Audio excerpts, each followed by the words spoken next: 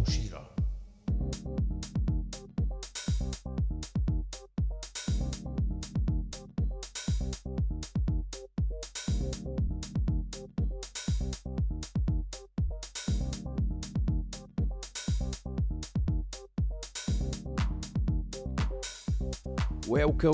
Welcome, folks. This is the first episode of The Studio with Paul Shearer, and I'm very, very happy to have you here.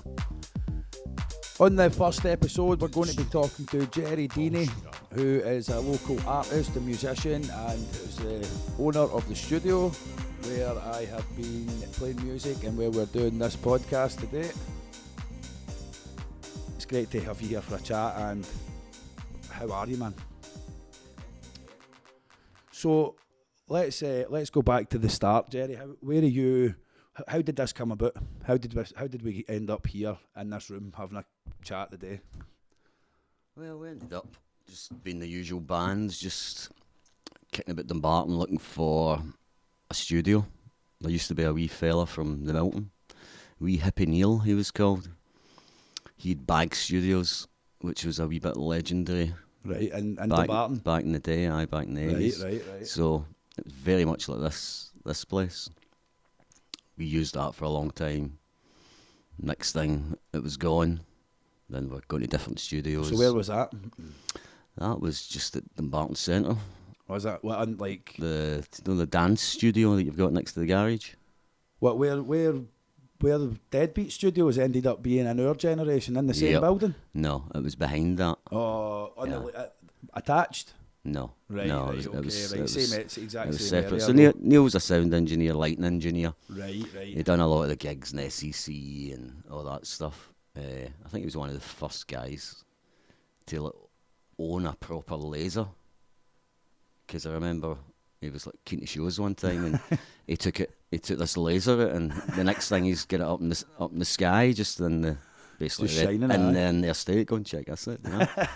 So that's where a lot of it started for us was down there, and then we floated a bit for a wee while. So what you had a few bands in there, or just did you have a one band in there, two bands? How did it work? There was a few bands, but there was a few kind of quite top end bands as well. Right. You know, cool. it was quite pro. It had a proper mixing room. You know, with the glass that you could look at, and it wasn't a huge place or anything like that. Aye, but a good studio. It was a proper stuff, aye. and it was all really real as well. I believe it. It really was.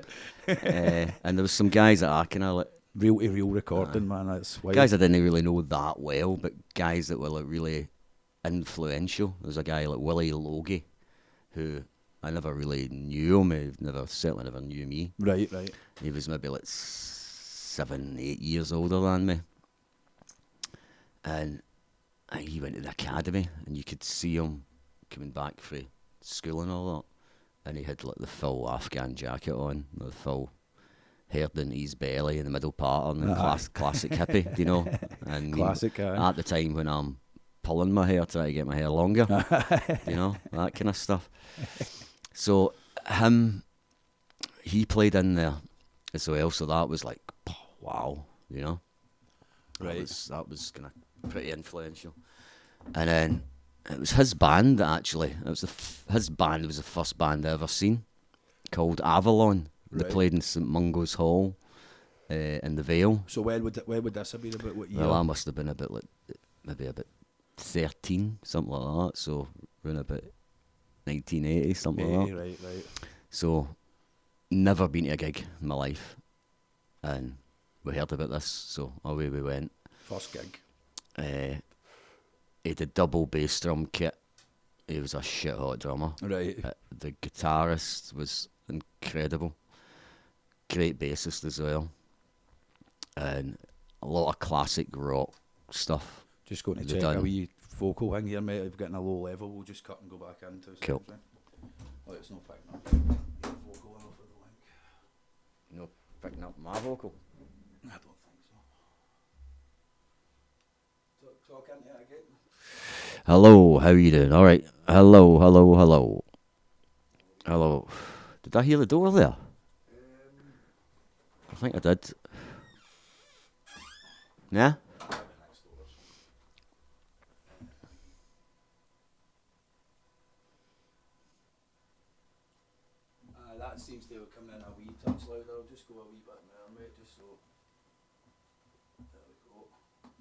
suppose not. Could you throw me a couple of skins? Some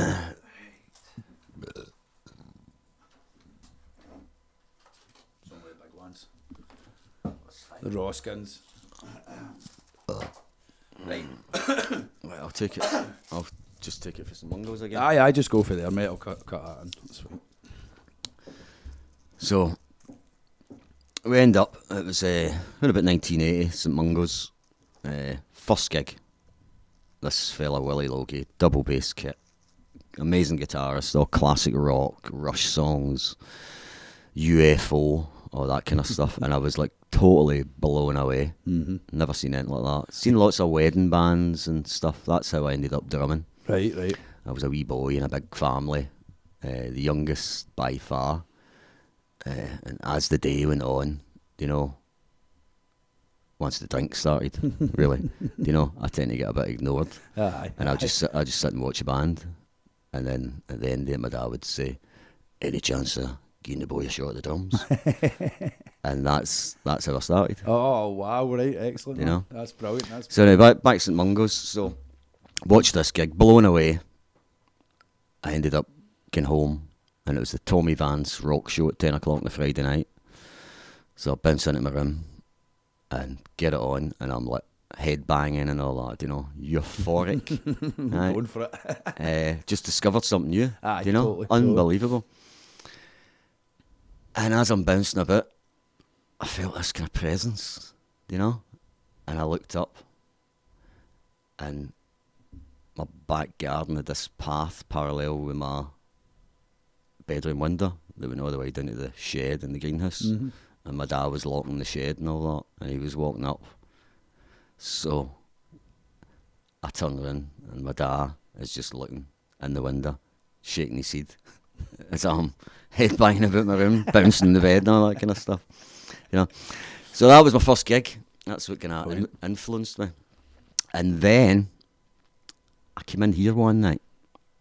Andy Merchant's got several bands, but he's playing with a bunch of older guys doing a blues band. So I had to. I think they're called The Real World. Is that it? I think that's the name, The Real But World. apparently they're fantastic. I've had a wee listen to it. Fantastic players. So I came in here to pick up something, I don't know what it was. So in I go, and there's the bassist for Avalon sitting there, Jim. What, in here? Aye, Jim Murdoch, I think his name is. Oh, what a full circle, man. That's Right. brilliant. That's great. So I just go in, and I turn into like a wee nervous lassie, Starstruck, that's it. honestly. And I'm like, oh, it's like, that's Jim at Avalon. So I'm like that, and Andy's like that. So, how you doing, mate? All that stuff. Oh, I just didn't pick something up and all that. And I was like, you're Jim, aren't you? At the band Avalon. He's like, kind of gives me a funny look. He's like, years and years ago. I was like, listen, mate, this is the reason. You're the reason you're sitting in here. You know what I mean? Aye. And I told him the story I just told you, and I was just like, you totally blown me away. Oh, that's and if it wasn't for maybe that night, I might never have done what I'm doing. Aye, mate. No, you know? that's amazing. So is he? I did stop at him signing my bare chest, mind you. But I was so close, man. I was so close. Probably would And I could feel myself all like, flushed and all that. Aye. I'm like, it's like, no, as if it's like Eddie Van Halen sitting I there. mean, It wasn't. For It all was. intents and purposes, it was as significant as that to Exactly. you. You know what I mean? Aye. So, no, that's amazing, man. So, is he the bass player in that band? He's the bass player in that band. Right, in that band now. And I think I've just seen that they've done the Renfrew Ferry.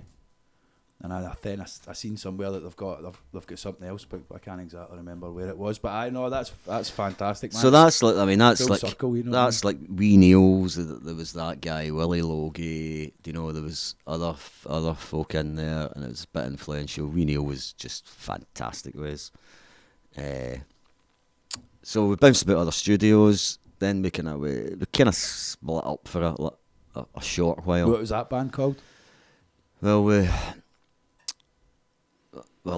a few names. It was all the kind of same I think I'm the only original member, to be honest. Right. The bands that I think at school it started off as Us. Right. Because we couldn't think of a name, so call ourselves Us. Fucking So bad. shit. Right. That's what it is. That's Absolute shit. Then it was the Baffled Buffaloes. After that for a wee while. No, in between. No, it was Us first. Then it was Spin the Bobo. Spin the Bobo was a phrase at St. Pat's. If somebody was like bullshitting or exaggerating, you would say, "You're spinning the Bobo, you cunt." Oh, right. You know? Okay, it was a local. I'd like to see that. Localism, I'd like to see that added back into Dumbarton. Aye, definitely. Do you know what I mean? You're spinning the Bobo. I think we need more whimsical turns of phrase, mate. Anyway, I think that's a. I think that's And there was a fella, a guy called Pickle, who was a quite influential guy. He used to write daft songs, great artist and all that. And he's actually that. If you look behind us, I think he'd done that T-shirt. I've seen that T-shirt in It's here like- a million times, and I've never. It's not very good. I mean, how do you interpret Spin the Bobo? Well, what we're saying here is, look, in the local area, there's like at that time there was 2 schools really. St Patrick's was one of the schools in the area. I don't know, would it have been Dumbarton Academy at that time? Aye. And basically, Spin the Bobo was a phrase if somebody's talking shit, basically, then they're at it. If somebody's at it, if somebody's spinning the Bobo, they're spinning the Bobo, and so that's fantastic. I hope that eventually this podcast ends up being listened to by people like all around the world that might recognise that. And certainly, like I hope to God, folk around here like pick up on that and get on board and enjoy listening to you talking about that as well, because it's something that I haven't really heard about. And so, like, I'll be like generationally specific, you know what I mean? So that's cool, man. That's cool. Right. So then we've got after that band. So it went from Spin the Bobo, then it went to the Baffled Buffaloes, and then it went to the Sid James Experience. After that, so I think with a wee short kind of break, and then we're saying, right, we need to get back together again. And I think it was me that said, well, if we're going to do this shit again, I'm not lugging my drums and my cymbals, but I was like, let's just get a place. The drummer's curse, isn't it? Like everybody curse. Turns up and plugs in and that, and the drummer's always had to be famous for having to be lugging a van load of equipment in and out of venues and setting everything up, and that is the drummer's curse. So the idea then to get a place is a natural progression at that point, and when you're jamming a lot, you know, it becomes like. If you want the freedom to be able to come whenever you want. You don't have to be worried about other people's booking schedules and shit like that. And but then again, you've always got the idea of a band where you don't make money, which is like just shocking, really. You know, it's like, I mean, you entertain people, you put so much work into it, and we're all paupers, you know. Aye. We're all trying to hold it all together. So, aye, that's part of it as well. So we're lucky enough. This place came about. We knew a fella that was opening up a plumbing showroom, and we knew him, said to him, and he was keen, so we'd keep his rent in, and we get in with a couple other people that took it over and kind of kept us on, because again they're kind of through the years. Yeah. So how long is that now then? Like how long ago were you talking there? Like how long have you had the place? Well, we often talk about this, and we can never really get a definitive answer. We can never really get like a date as such. But you know, it must be 18 years anyway. It must be 18 years. It must be. That's crazy, man. That's well. So then, like when you first took the place on, you were doing a lot of gigs. Is a 5-piece? Is that with Sid James Experience? Yeah. Aye. Like that, as I was growing up, that like people would always talk about any good bands in the area, and it was Sid James Experience was always the first band that anybody spoke about. Do you know that? That's like my kind of earliest memories of that. Like Paul, the singer for the Sid James Experience, his sister is friends with my mum, so like I had heard that over the years as well. But my first hearing of the name was always this, like, go and see this band, they're fantastic, they're such a good live experience, do you know what I mean? Well, your mum's pal Corinne is definitely, she was like the biggest Sid James fan there. Corin, if you're listening, hen, you really are a nutter, mate. You're a fantastic nutter. But you were always first. You were always first up dancing. You were always first to do the big woohoos and all that kind of stuff. Coughing there, sorry. Corin was the ultimate Sid James groupie. God bless you, hen. Yeah, I hope Corin gets to listen to this and hears that, because that's my early memories of Corin are always super wrapped up in music as well. So it's no surprise, you know what I mean. Good fun, man. And I think Corin's still enjoying music in the same manner they did. You know what I mean. So exactly. My rock on, Corin. That's brilliant. There's nothing better for when you're the band in a quiet venue and somebody is excited by your presence enough to get up and dance. It's like, it's so valuable, you know. I just don't think some people appreciate how much the local band needs that, the local singer needs that, you know what I mean? It's a super important part of the process, you know what I mean? If anybody knows me, they'll know I'm definitely not a dancer, but I have been first up in the dance floor so many times for bands for that reason. Because you need to give them support. Totally, man. It's a cliche, almost like you're saying support local music, but it's the most important of all the cliches regarding local music, you know what I mean? Like, that's showing that support gives people the buzz to keep playing, and like you just don't know how you're inspiring to keep going and what they'll achieve down the road, you know. It's fantastic, man. Yeah. So that's great. So we've done that for a good few years, and then Sid James became a kind of natural kind of end, really, you know. Aye. There was never any fallouts or anything like that. There was just a kind of just a natural conclusion, a kind of natural end. Yeah, no, that's good, man. That's in a way it's not good that any band ends, but that's good when it's not. Bad, it was just the way it was. But probably maybe just less than a year before we actually broke up. One of the original guys that played in the Us band, the Spin the Bobo, the Baffled Buffaloes, and the Sid James Experience, Stephen Friend, who is part of this studio at the moment. And let's say Steve's a bit of a boy. So he never turned up for a jam one night. We were jamming in Polaroid in Gordon's studio.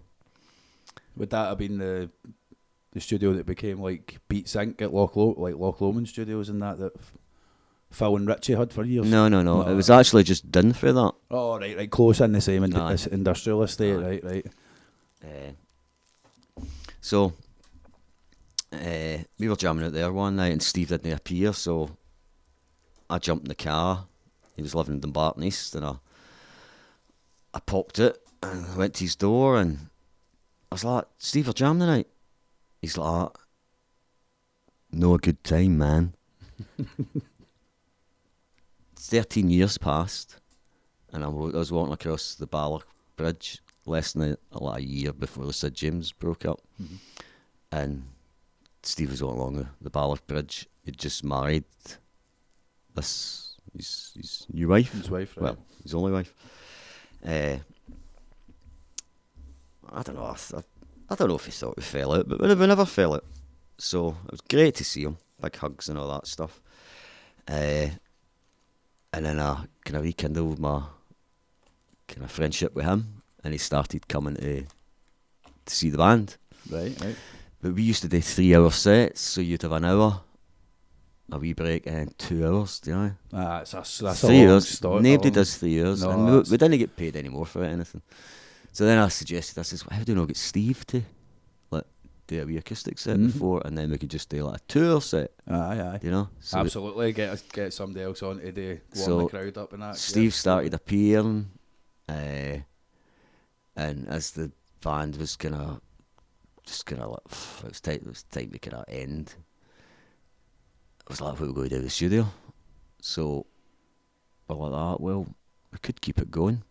So the famous Tommy Mills, me and Steve, we decided to keep the place going. And we were very much into like doing all our own stuff and all that. and me and Steve had got a band with his brother back in the 90s, the Perfect Detonators, and we done our own stuff. We had some good gigs. It was like Sleazy's, and we Cool, man. got Definitely. a wee gig in King Tut's as well. So that was a great band.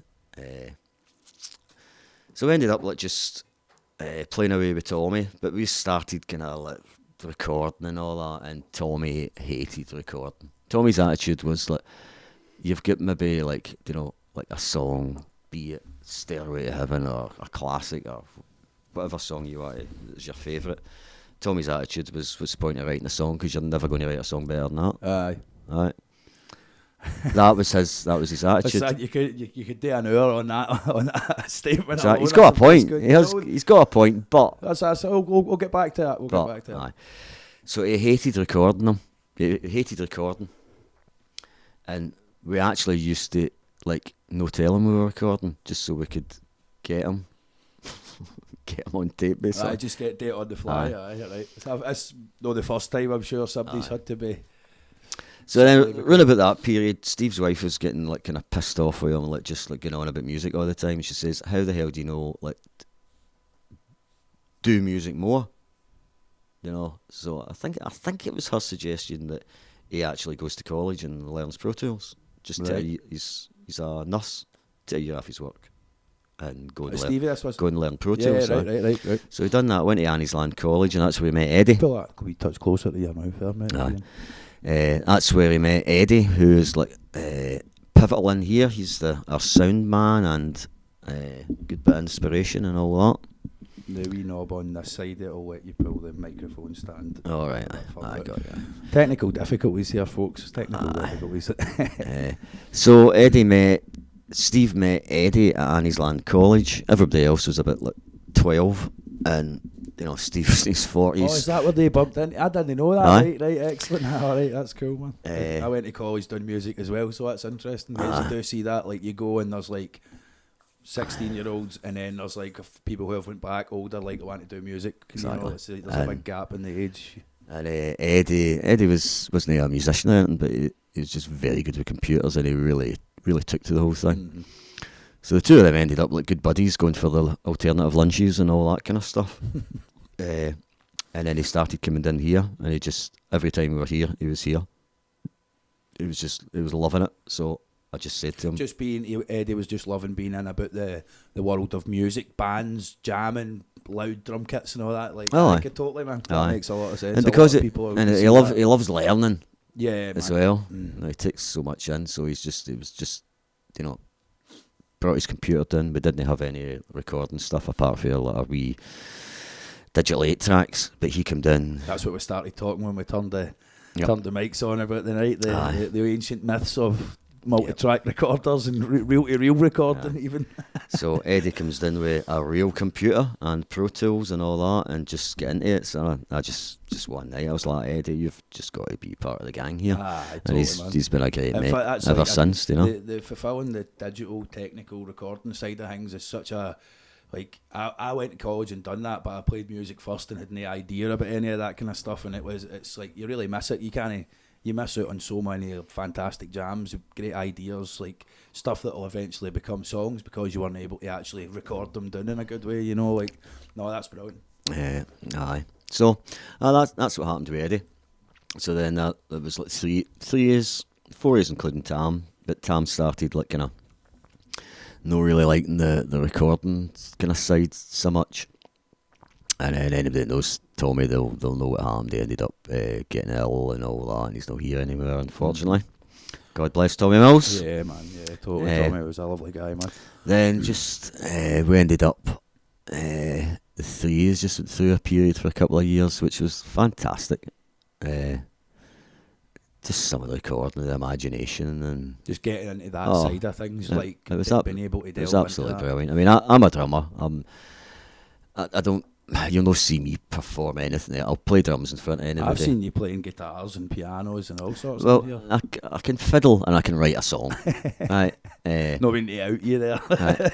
So I can do that, but I rely on Eddie and Steve so much. So I come down with the bare bones. I'll do like I'll put a basic drum track down and a basic piano track or a guitar. I'll do a vocal, I'll maybe put a bass on or something. And then it's a case of I'll do that normally if it's just me and Ed, and then it'll be a case of Steve will come down, and then you'll be like, right, what do you think of this? Values, opinion, and all that. If it's shit, it would be out the window.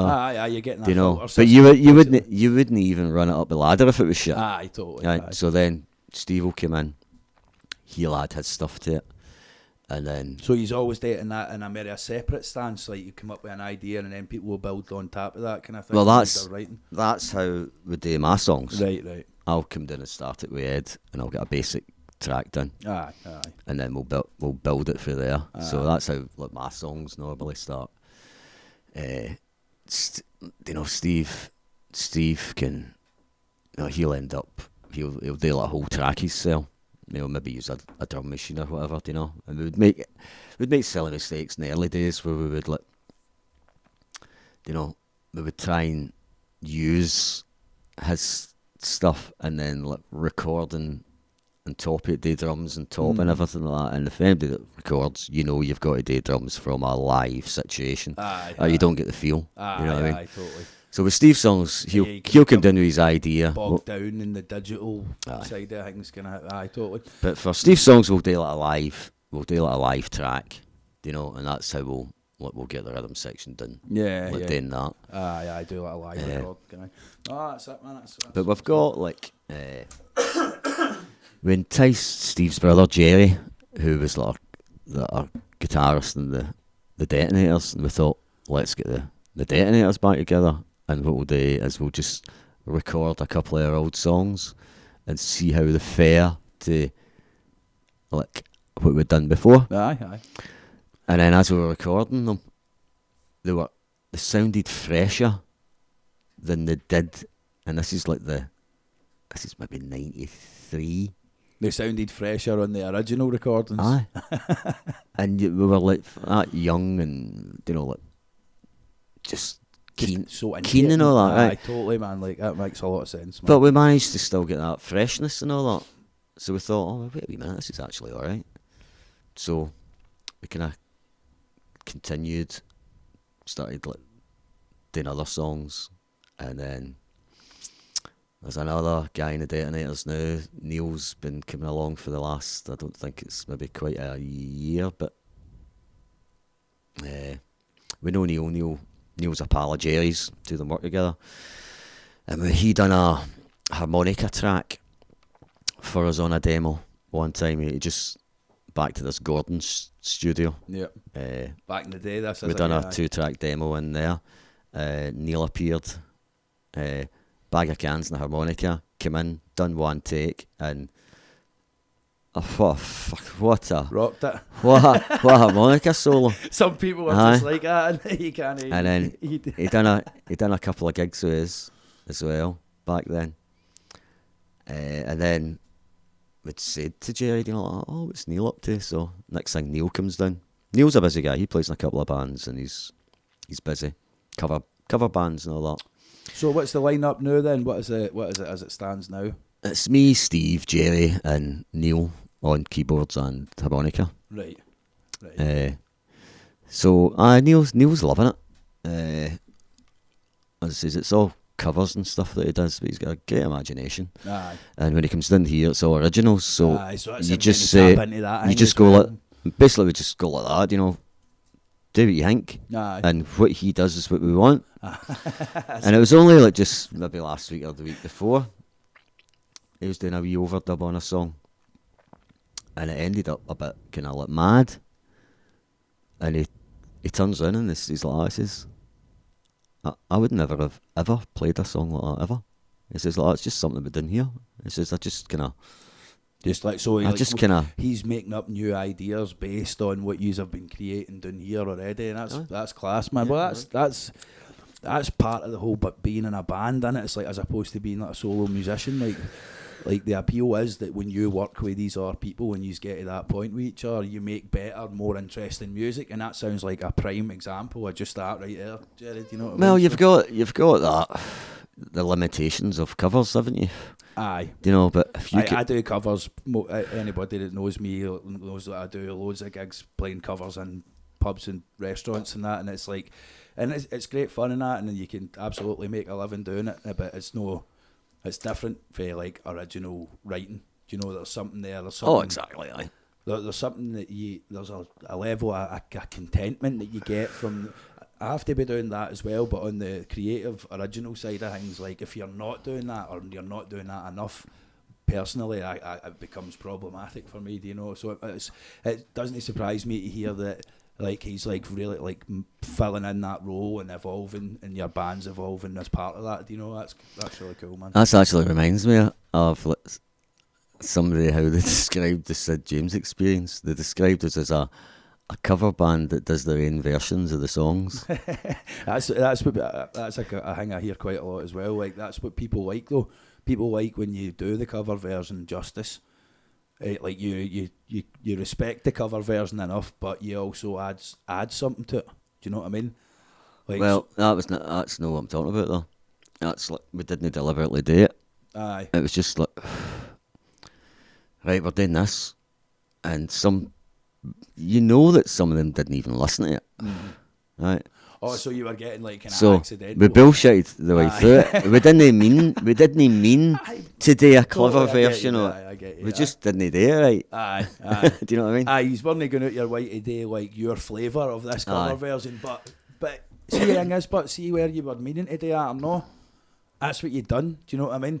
And that's what I have to do as well. And I like some people don't like it, but see, over time, if you're going to be putting covers out there at the public in whatever way you do it, whether you're a busker or whether you're a pub singer or whatever, like if you don't do something special, something that you're adding, putting a bit of yourself into that cover version, whether you meant it or no, do you know, like it doesn't work in the end up, do you know? So that's class, man. I think that's part of it. That's part of the magic, you know what I mean? I've seen myself as well. Do you know, you do know a song really well, but you just say, it'd be better than last. Do you know? Aye. And you know it's meant to be like that, but you go, no, I think it's better like that.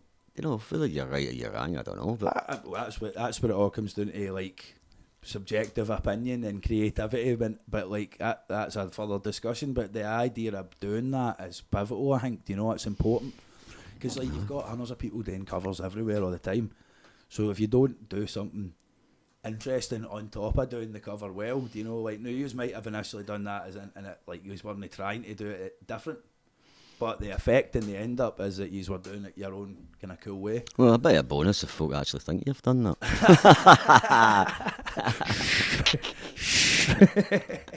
Oh, that's it, mate. That's spot on, man. That's spot on. So that's class, man. Right, so that takes us through the early years, then it takes us into the studio, through the Sid James times, into the Perfect Detonators era. Yep. Right. Then we decided we're like that, right, we need to, it was just the idea of having this place, and when we weren't using it, because we can't use it all the time. I mean, like the Perfect Detonators sound like the gayest band in the world. I'm a hairdresser and there are three nurses. Do you know what I mean? Well, no, by the way.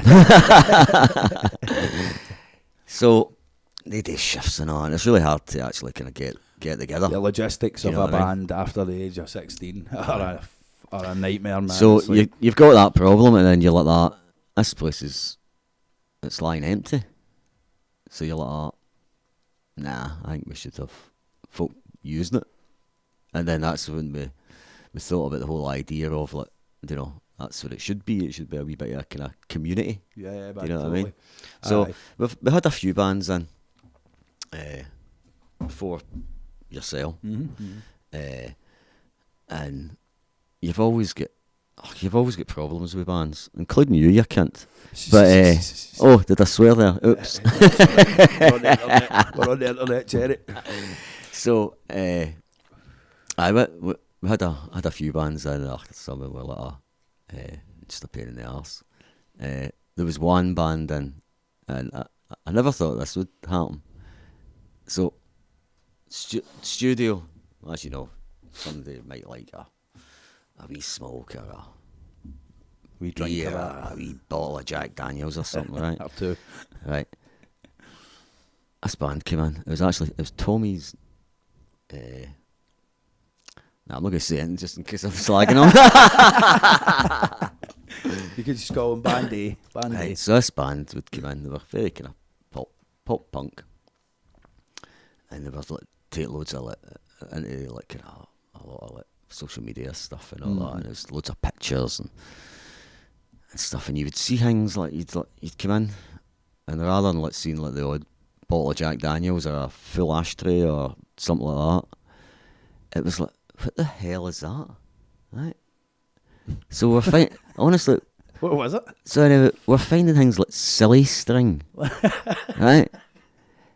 And we're noticing the stains and stuff like that. It was like fake blood, right? And you'd find like Fake blood. you'd find like a bag of white overalls, you know? And you're like, oh, what's going on here? And then I seen they put a picture up on the wall. A wee poster for advertising one of their gigs. So they had a table. So if you imagine, there's like maybe 5 of them or something. All on one side of this table, with the picture getting taken for the other side, and it was all pizzas and energy drinks. And they're all like kind of drinking energy drinks and like taking a bite out of the pizza. And they're all like pure, hey, we're wacky. Whoa, who? Right?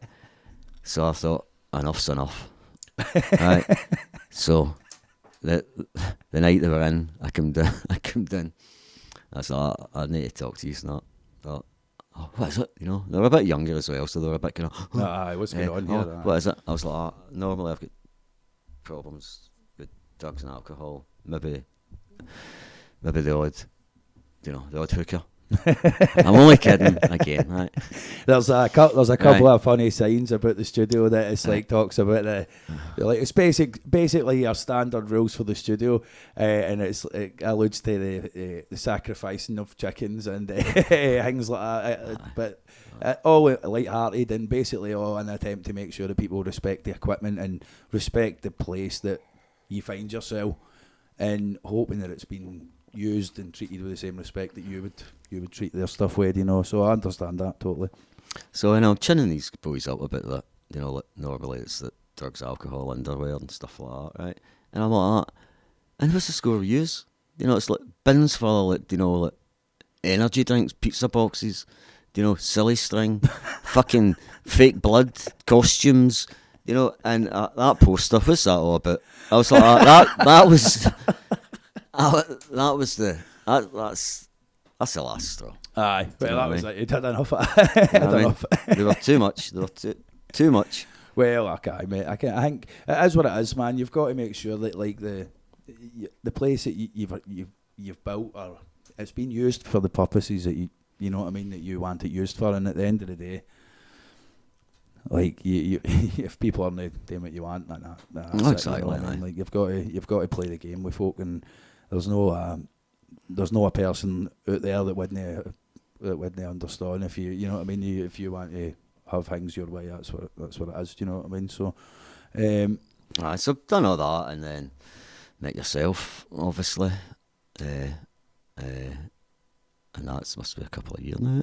Aye, definitely, man. I would say that's got to be 3 year plus anyway. 3 year that I would say that we've been coming down with the band, but I've been coming down a bit before that as well. Do you know what I mean? But I think like, so I was abroad. I lived abroad for a couple of years, and then 2014 to 2018, I think. And then when I basically just as I come back, I started coming down here because I had been abroad and for the first time had discovered what working as a musician was like. You know, I'd always played gigs back home, done as much gigging as I could since I was young. You know what I mean? But I'd never really found a way to make a living off it. Do you know what I mean? Like that was for me it was a revelation. Do you know what I mean? And when I got off the plane, when I came back, the first thing I wanted to do was like, right, I've got to kick into touch. I've got to get everything going. I've got to be practicing. And at the time, I think Sai and the Sleeping Giants boys were coming down. I think Curdo was with them at the time, like.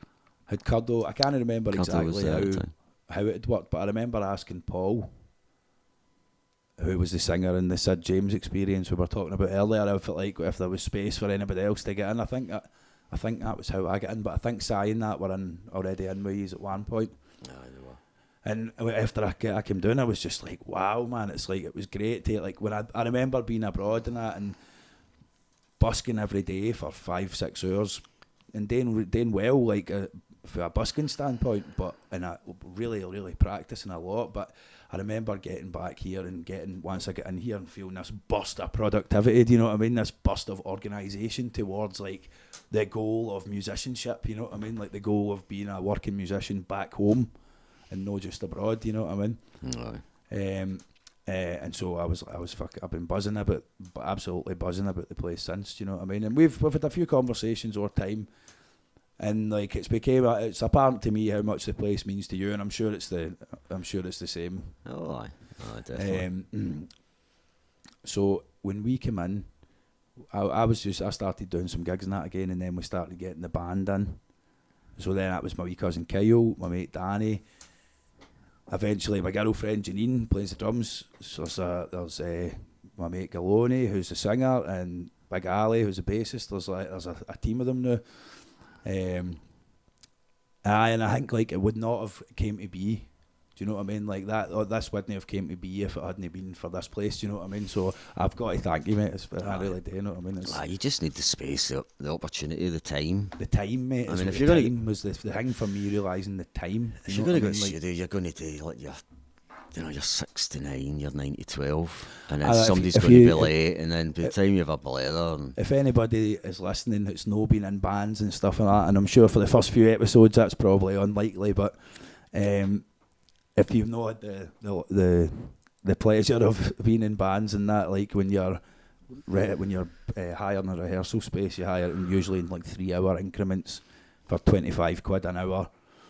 And like you're in for that, so that's 3 hours, you play it and you're out, so that's set up, but it's inside your 3 hours, back down is inside your 3 hours, and if you're going out for a smoke or anything like that, and it becomes problematic, do you know what I mean? Like it's hard to get everybody in the same space once you're an adult, and to have a band like logistically, time wise and stuff. So then you've got everybody chatting, how you doing, what's happening, so that's cutting into the time, and it's like it's quite hard to even make the most of the 3 hours, you know. And it's been something that I've not really had to worry about here, which has been, I think, crucial to the whole thing. Like really, like being able to have time to think about your ideas and really flesh them out musically and otherwise. You know, we're doing this podcast just now, and it wouldn't. Like, this was one of the ideas at one point in here, thinking this would be a great thing. This would be a really exciting prospect. You know what I mean? Like the idea of being able to do like even that is crucial to being here and having that time, mate. You know what I mean? Well, there's that many folk doing these things now, and folk have certainly. They're interested, haven't they? There's a good pocket of interest there for just what people are up to. What for? Just normal folk just getting on with it. What, in a musical sense, you mean, like, or like in podcasting? Well, just the whole general podcasting. The internet, YouTube, and that. It's like the. I mean, it's mad to think that it's potential that there's even an audience for what we're doing now. Do you know what I mean? But to me, like, I've been a fan of podcasts for years now, and like. It almost seems like, why would we not be doing this? Do you know what I mean? Even, you know, like I feel like the nuggets of wisdom you've taken from podcasts over the years and that, it's like they're so valuable, you know what I mean? And if you've got the situation where you can put this into place, like why would you not do it? Do you know what I mean? Like the world and the internet has evolved to the point that we can, so why the fuck not? You know what I mean? Ah, definitely. So what is the plans moving forward? What are you doing just now? You've got the Perfect Detonator stuff going. He's recording. He's getting any gigs. We're just recording. We're just going to kind of compile. We've got a wee album on YouTube, so we're just going to What's that? What's the YouTube channel? Hometown Studio. Hometown Dumbarton. Studios. Aye. You just search Hometown Studios Dumbarton, Aye, and you'll be able to find that stuff there. Aye, that's great, man. That's great. So moving forward, what are you thinking? So we're just going to organise some of the songs, put them online as well. We've got a wee gig organised at the Waverley, Sunday the 24th of April. Famous Waverley. A Sunday afternoon it will be, probably between about 1 and That's 5, great to hear. something like that. Is it Drew's still? Aye, Drew's up for it. I just says, we'll see what happens, I'll see who I can get together. You were the first one I phoned, unfortunately. Paul's doing the kilt walk Oh, aye. that weekend. So I was we were doing a wee bit of practice for that today, where me and Janine are both thoroughly underprepared for a marathon walk. But you've got to do your bit. So that's on. The Perfect Detonators will be playing the Sleeping Giants. Maybe playing. If not, I think Si will be doing something himself. But hopefully everybody will be there. I think Sleep Giants are I think there's about that are really, really good. You about can find them on YouTube and that as well. Yeah, there's about 6 of them at the moment, is there not? Is there a few? It's quite I'm not sure. There's always a squad anyway. And Kevin O'Reilly and Andy Merchant's band, I think are up for it at the moment. They're pulling an old band of theirs back together. Great band. They end up they've not played for maybe about a year, so this is like going to pull them together again. So it's wee things like that, you know, like that's cool. You organise something that they're like that.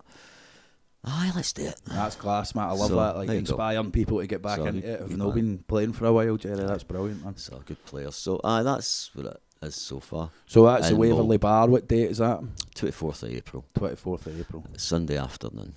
So it'll be from about 1 o'clock to about 5 o'clock, something like that. No, that's great, man. That's great. So Drew's up for it. Says we'll see how it goes, and then we might have a regular thing. Regular being maybe like about every 2 months, maybe. Right. You know what I mean?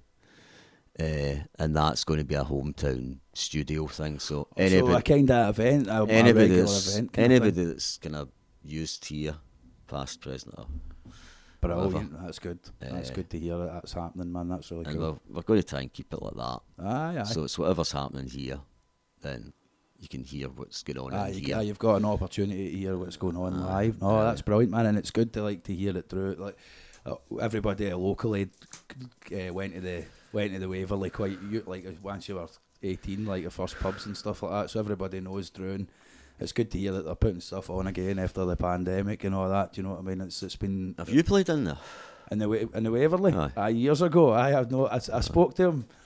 I spoke to him a wee while ago about maybe doing something, but it wasn't the right time yet. And then I think we actually went back into lockdown after that, so I hadn't spoke to him again since. But I played there. My second band played there. I remember doing Comfortably Numb and all that, and I've played there as an acoustic act, I think, before. In fact, I think we done Don't Stop Me Now by Queen at that gig. I know that's funny. That was a nightmare, that was a tough one to get together, but I remember it being good. That was an old band, One Poplar Road. So that's the last time I played in the Waverley, but I'm over the moon to hear that he's doing stuff again. You know, that's brilliant. People always say the Waverley's too wee for a gig, but it's perfect. You get a wee venue, and you don't need to have that many people in it to make it feel It's perfect. backing. You know what I mean? You just don't. You bring as little gear as possible. And You've cram got in to a adjust corner. it totally. If you're you've got to adjust your equipment and your live gig expectations when you're doing a wee tiny venue. But I mean, see nowadays, with computers and that, like the mixing desk that I use now for doing gigs with the effects and all that, it's got it wouldn't have been that long ago. That would have been the size of this table. Do you know what I mean? It's things have got much easier on that front. You know what I mean? No, so that's good then. I've also got a wee thing happening. We've got, I don't know ultimately if this will go out before that event happens, and I've got a wee event, a wee Ukraine fundraiser, wee charity night to help raise some money for the people of Ukraine on the 2nd of April as well. That's at the Glenroy Bar with loads of bands and acts playing at that. But a wee word on it just in case we do put this out. This is obviously the start of this podcast, and it's not entirely clear exactly the schedule thing I'll be maintaining at the start, but fingers crossed. So let's talk about something else then, right? So why do you think we write music? Well, it just happens, doesn't it? No? Aye, but like, where's it coming from? What's the purpose of it? What like? It's obviously no just to batter a song down in a recording and then sell that song for money. Do you know what I mean? Like, what's going on? What's the like? What, in your opinion, do you know what I mean? What do you think the magic is? Maybe it's a wider discussion about art, but like, what do you think is happening why do we write music? Why do we like music? You know what I mean? Aye, but keeping it wider into art, I think it's just expression, isn't it? I think if you get something that, you know, why do you write a song? Why does a line come into your head? Or how does somebody paint something? Mm-hmm. It just happens, does it no? And then it's that expression of getting it out. It kind of gets it, like, out your head, if you know what I mean. I'm going to make this question a part of every episode and try and get in everybody's different perspective on this thing. Do you know what I mean? But because I think it's interesting. Like I what you're saying there is totally right. It does, but where does it come from? I don't know. Do you know what I mean? That's it. That's what I'm getting at. Like, I totally agree. Like, that it does come from nowhere in the sense of like there's nothing there first and then there's a spark.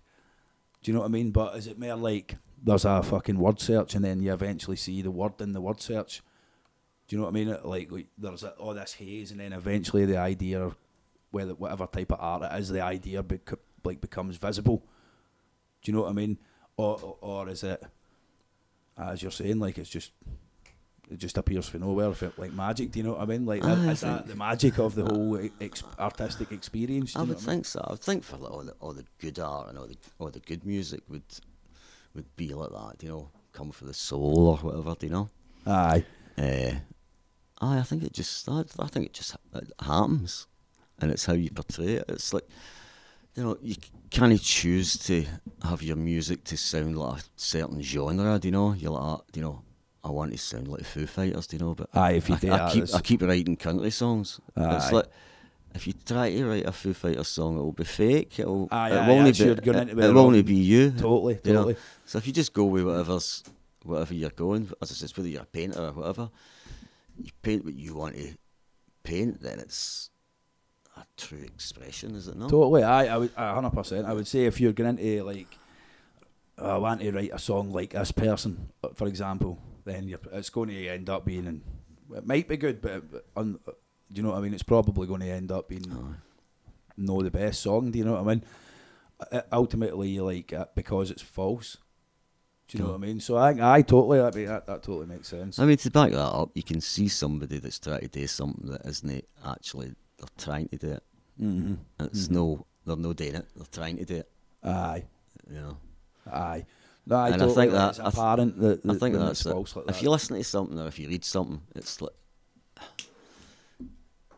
you know, you don't see anything wrong in it. You know, it flows or whatever. You know, it's not you like you hear like something bad. How can I explain this? It's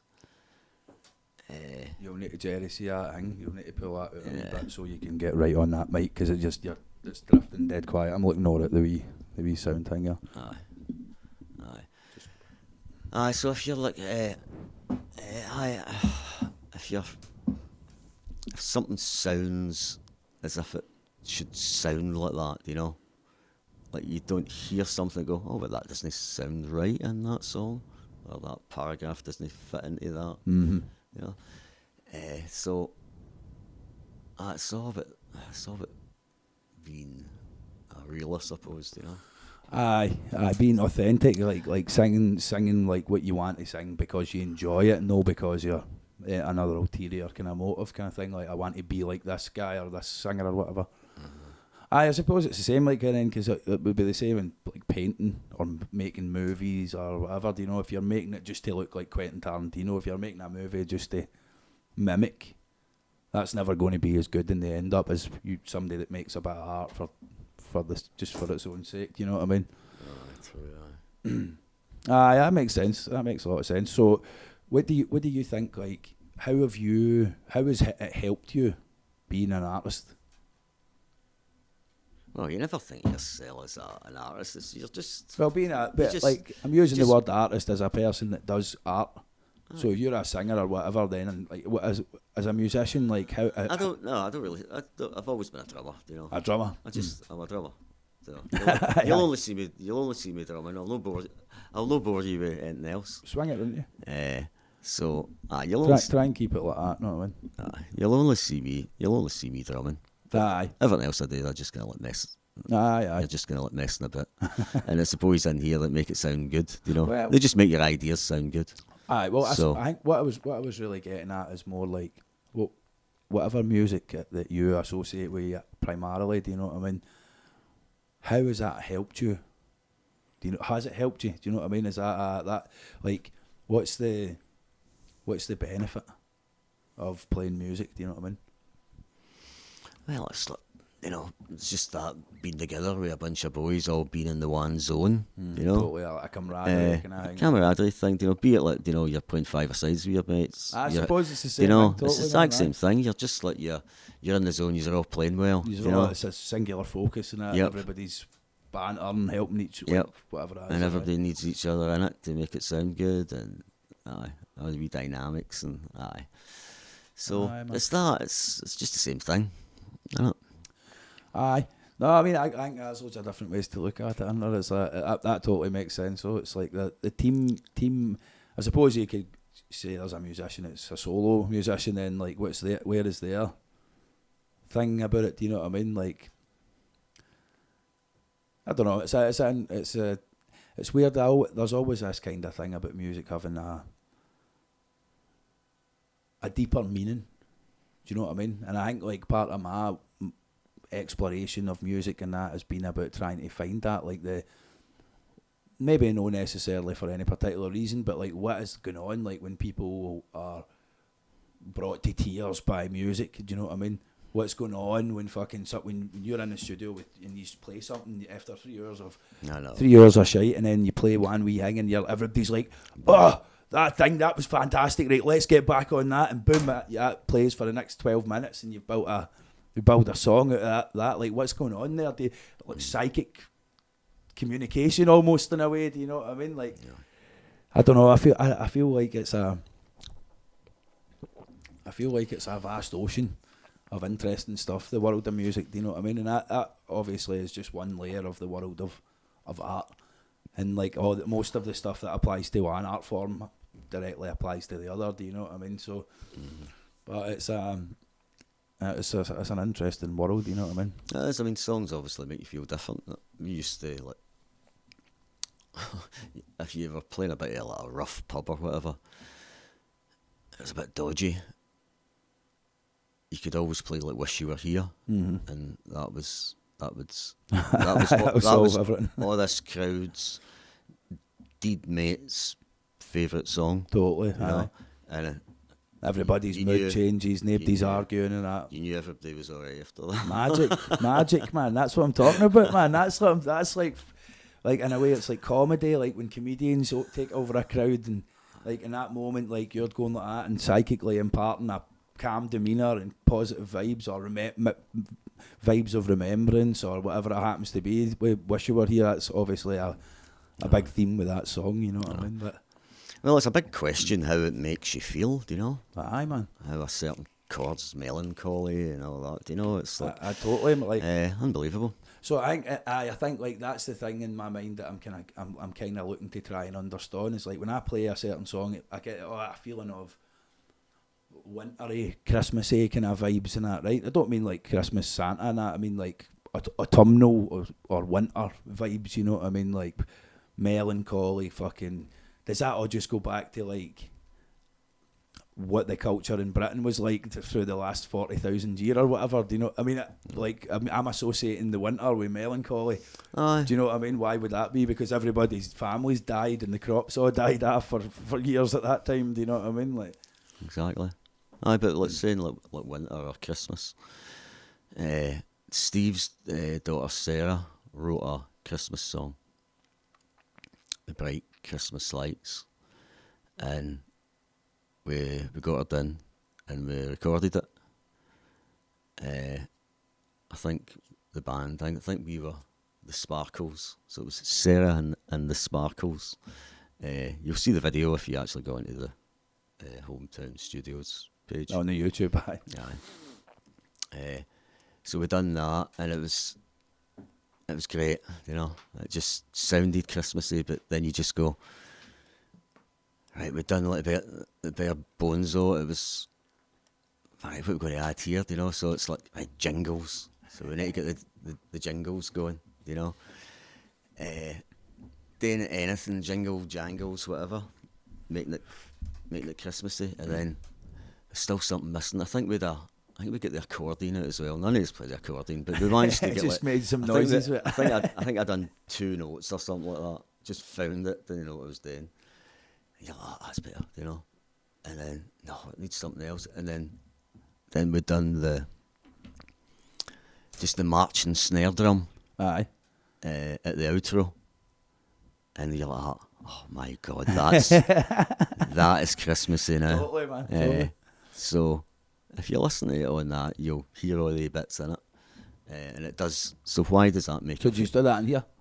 Aye. Aye, excellent. So that was Steve's why? daughter. So why is that Christmassy? Why is jingles? Why? Do you know it's like sleigh bells? Totally, man. But that's part of it. Like there's these like connections and like thematic connections and different types of imagery. Do you know what I mean? Which seem to be kind of unanimously accepted across. And that like it must be the case why when you go to write a song, or you've got these. There's a lot of cliches that you need to work through before you find the right lyrics and stuff. Usually, do you know what I mean? Because there's all these universally accepted emotions and like different connections, like summer especially. Like, so like we're talking about the sad winter, but it's obviously like bright summer. Do you know what I mean? When it's summertime, it's bright and that. It's like the whole musical spectrum jumps. Do you know what I mean? Like, and then you've got like even lyrically, then like a load of different words that you would be thinking about putting in your song that would then be tying into that kind of stuff, like the spring summer kind of vibes. You know what I mean? Instead of autumn winter. Nah, that's interesting, man. So like, what age was she? What, Steve's daughter? Was it Steve's daughter that wrote the song? Yeah. So did she do that as a weigh-in, or was she young when she done it? So she's wrote the song as a weigh-in, and then yous have brung it into the studio and brought it to life, kind of thing. Yeah, she sings it as well. Does she? Excellent. Yeah. That's fantastic, man. That's really cool, man, and that shows a nice kind of side of things as well, and it's like getting young folk involved in that and kind of festive spirit and that. That's cool. I mean, that's any youngsters that come down here. That's, you know, they're like, oh my god, what's this? They get a shot of the drums. You know what I mean? Get the mic out. Whether they can play anything, they always have a good laugh. No, totally. I remember being young and when I was just starting to play the guitar and coming into studios and just being like, wow. And it's mad now to think like I'm older now. Do you know what I mean? And it's like, I know all the different things in the studio. Do you know? It's a nice kind of full circle thing for me as well. Like with the way it was with Avalon and that for yourself earlier. You know what I mean? What was your first instrument? So my first instrument was guitar. And then I geared it up. I played for a few weeks, I think, and I geared it up. And then my mate needed a bass player, so I ended up learning a wee bit of bass. And then playing in a band with him, Curty. And our first band, that was the Stale Rumours. And then we had eventually I went into another band and started doing different things, and eventually doing more singing, and eventually doing a bit of piano and that, and I played piano for a few years after that. But still played bass in bands, but was just doing different instruments on the side, like guitar, piano, drums, bass. And then eventually I can't remember what. No, it's hard when you start to try to remember what band you were playing that thing. And after a while, it's tougher to remember. But but guitar was my first. Kind of mixed with bass guitar. That was it Carol that taught you piano? She taught me some stuff on the piano, definitely, man. Carol was definitely a big part of like my musical kind of upbringing, I would say. But but she, like the piano's rough. Like, see if you don't play piano for when you're really young, like doing it properly at lessons and that, you have to go. I had to give myself a crash course in piano for about 2 years. So I was just playing this 12-bar blues, and eventually I learned to do the 12-bar blues with one hand and then solo the blues scale on the other. Doing it, that was me up like starting to get the hang of it a wee bit. And but within that, Carol was showing me different bits and bobs. It was. I know it's crazy to think, isn't it? Where the time goes, I know. Because I'm thinking back to when I first played that, and it was Drew, a guy Drew that was giving me a couple of guitar lessons to start with, and that must have been when I was 12, and I'm 35, so that's crazy to think about, man. It's nuts. Do you know fancy taking up a new instrument? No, I'm quite happy doing what I'm doing. Aye.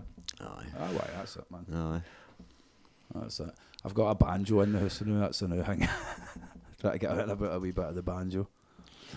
I enjoy fiddling with the piano. I never get beyond this stage, do you know? The piano's brilliant, man. But it is difficult. It's like you get to a point with the piano where you can just conceive of what you want the piano to do, but you can't quite make your hands do that yet. Do you know what I mean? And that's frustrating. Do you know? Like once you get past that, but it's brilliant, man.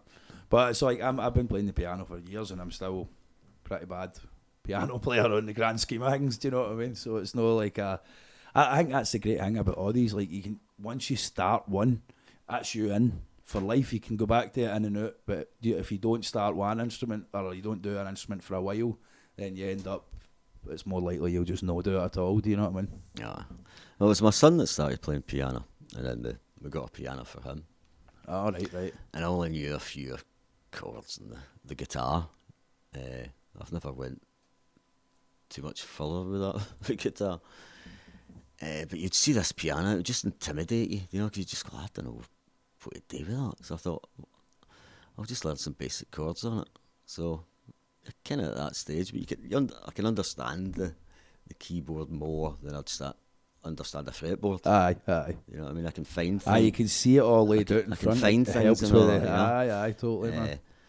But I've got an inability to remember a lot of songs.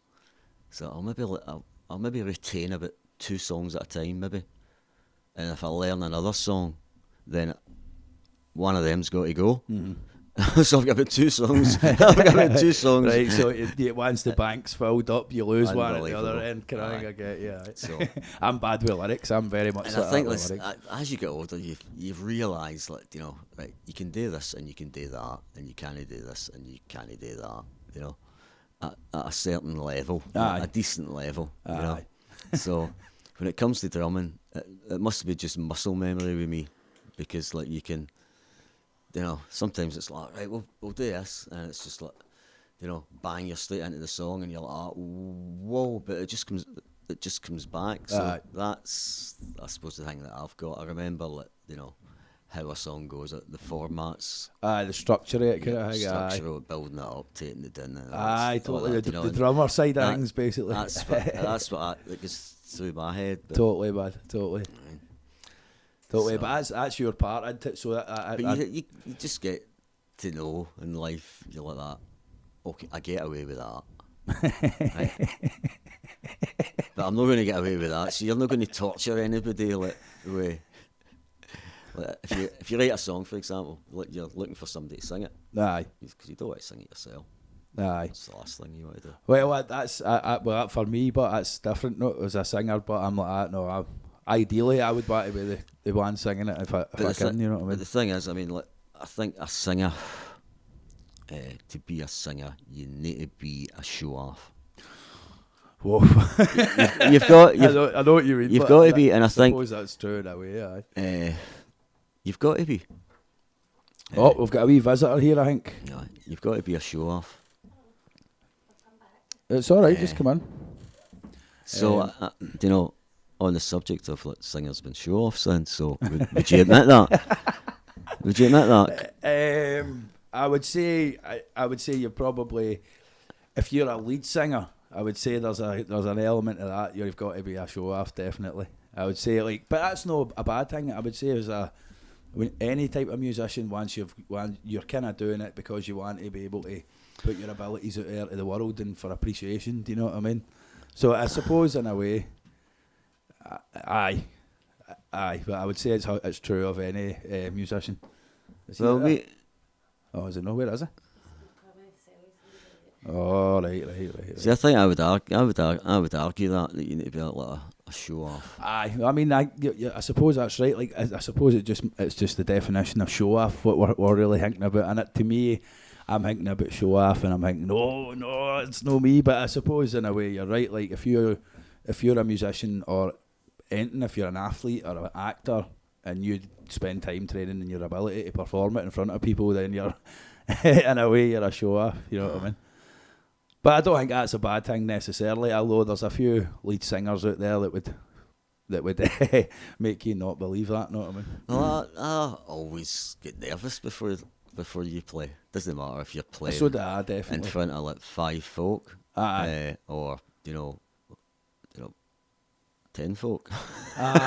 No, totally. I mean, I think I get there's levels to what I suppose there's levels to nerves. Do you know what I mean? Mm-hmm.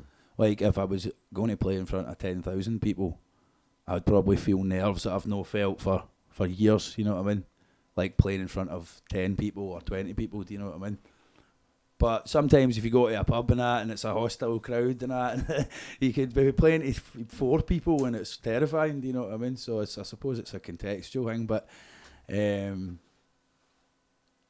aye. It's quite hard. It's quite torturous as well. You know, like you've got a set to play, you're doing it in front of folk, you're making somebody's night, you know. Totally, man. Totally. If you're shite, you know, then fuck, what's going to happen? If am I going to get pelted with fucking rotten tomatoes and fucking... I was saying earlier on that I done a gig in King Tut's one night. It was a Friday night, and our mates come up. They were in a band. They came to see us, and they were playing a gig in Greenock the following night. Aye, go for it. So they said, like, how do you know? Come along, just do a wee set first. Make a night of it. And you're like, aye, okay. So jumped the van, up the back of Greenock, played this pub. Big kind of hall thing in the back. I think they doubled it up as a disco. A wee kind of stage thing. Up we went. So it was all original stuff we'd done. I think we'd done Mr. Cab Driver by Lenny Kravitz. I think that was That's an interesting cover. I think that was the only cover we'd done. Aye. So we were on a bit of a high because we played King Tut's the night before. And we went up, and it was just a kind of crowd were they were waiting for a disco basically. And we played the Kravitz song, and then we played one of our own, and after that the guy just come up and he says something to Friendy, you know, and I was like, what's he saying? He's like, he says we have to get off. And we had to go off, right? And we had to sit there for the rest of the night while our mates went up, and they get away with their set. He's just played King Tut's the night before. But they actually says get off, and we had to sit there the whole night Do you want a beer? to the end of the night. No, right. That's wild, isn't it? Where was that? Greenock. Greenock. Where in Greenock? I don't know. Up the back somewhere. Aye. It wasn't.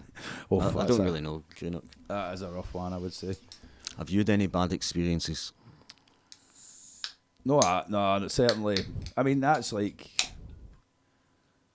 There's probably the odd occasion where somebody's been like, right, that's enough and that. We need to get tunes on here. Like dance tunes and that. The party's got to the point where it's dance tunes and that. They don't want guitars on. Do you know what I mean? I think part of your musical upbringing is like you get to a point where you can feel that. Do you know what I mean? Like you can feel if our audience has had enough of that. Do you know what I mean? And then you know it's time to pack up and get out of there. Did you play that night in the Borough where Steve Craddock came in? Mm-hmm. I don't know if he might have done a different night as well, but I played it a night with Steve Craddock and the Denny Civic as well. These are all local. These are all venues about here. If it ever ends up at anybody that's no for Dumbarton or the local area is listening to this, these are local venues in the area. The Denny Civic's a local theatre. The Borough Bar is a bar in the Dumbarton High Street. I think they're starting bands again. I think I heard something about that. Aye, I heard that myself. No, I'm only kidding. No, don't be daft. No, it's it's good. I mean, it's good to see anybody anywhere's putting new music on again. Do you know what I mean? But that was a good night. Like, there's no many nights in Dumbarton you've had like a celebrity of that status playing at a local venue and that. Do you know what I mean? That was pretty good that night. Carol played that night. Actually, she was playing the flute and that with us that night. That's right. Let's come back to me now. I think I actually just noticed that I've still got a SoundCloud. I didn't realise I still had a SoundCloud. You know what I mean? And that is actually the two recordings that are on the SoundCloud. Is that for that night in the Borough? I don't think Steve Craddock was very impressed that night, was he? No, I don't think so. No, I don't think. What do you expect? But playing a local pub in the middle of it, you know what I mean? Like, who got him to play that? I'm not sure. I know Curty, my mate at Curty, had organised a night in the Denny Civic. I'm not sure if he was to do with that night as well. I couldn't tell you. He done well. Well, the night went off, I suppose, well, to some degree. I don't know what I don't know what that part was about, but I seen. I can't. I'll say it certainly looked like he was in a bad mood anyway. I mean, I don't know what else to say. Maybe he wasn't used to the treatment he was getting booked to play a local high street pub. But fuck knows. But well, look, that seems like as good a time as any to wrap this up. Gerry, that's been a fantastic first conversation, and I hope we'll have many more like it. Sure we will. Moving forward. Cheers. All right. Cheers, buddy. Shearer.